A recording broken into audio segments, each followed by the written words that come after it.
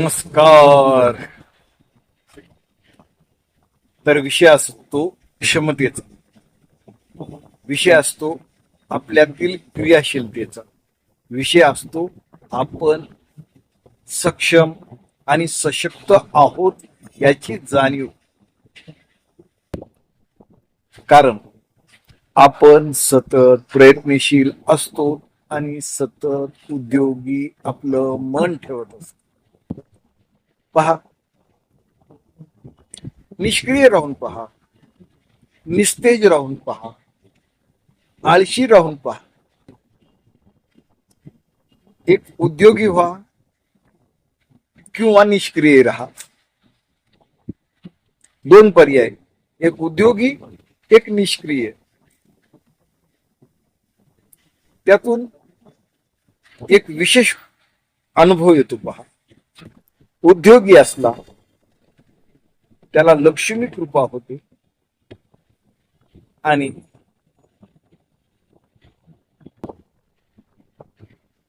आळशी असला त्याच्या चेहऱ्यावरचे भाव पडीक असतात. असा हा फरक आहे पहा.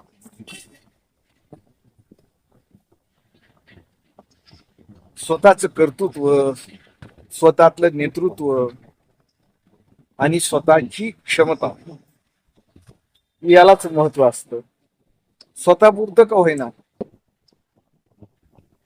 नाहीतर चाललंच आहे, होतच आहे, कुठं वर घेऊन जायचंय, अशी माणसाची एक निष्क्रिय भावना असते पहा. अशी माणसे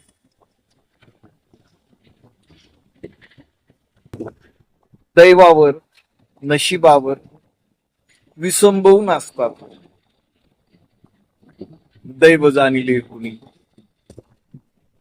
हे वाक्य हमखास तोंडात असते. परंतु संधी आणि स्वतःतील क्षमता सिद्ध करण्यासाठी भगवंतानं आयुष्य दिलेलं आहे, जीवन दिलेलं आहे, अंगात रक्त आहे आणि स्वतःतील कार्यक्षमता दिली. सोपं आहे, लोक अवघड करून घेतात स्वतःच्या जीवनाकडे पाहताना. त्याला आपण काय करणार? क्षमता, शक्ती आपण निश्चय केला ना की आपल्यात बदल करून घेण्याची आपली मानसिक तयारी आहे. एक तास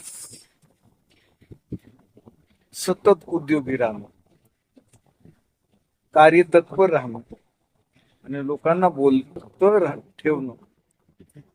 लोक जुडतात, हो, जोडले जातात आणि त्यातूनच आपला विकास होतो. जर पडीक चेहरा असेल, आपण कामावर फोकस करत नसता तर आयुष्य चालतच. ठेविले अनंते तैसी चिरावे, चित्ती असू द्यावे समाधान. ही समाधानाची आपली स्वतःची केलेली समजूत असते.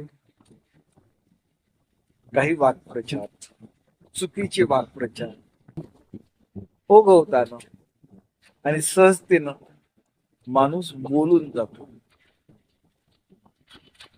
नशीब, प्रारब्ध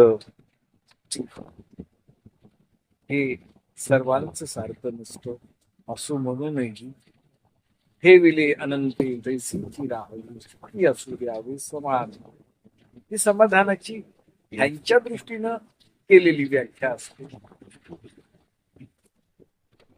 क्रियात्मक, कार्यात्मक, गुणात्मक तत्परता आणि सातत्य यातून मिळत मिळत गेलेलं जे सुख असतं हे खरं समाधान असतं. चित्ताला आनंद देतं, सौख्य लाभतं, प्रपंच आणि परमार्थ दोन्हीही साध्य होतो. निष्क्रियता ही भगवंताला सुद्धा प्रिय नाही. आणि स्वतःच्या कुटुंबाला देखील निष्क्रियता ही आवडत नाही. पहा, चॅनलला लाईक करा, सबस्क्राईब करा. छोट पण मोठं बोलणं असतंय आपलं.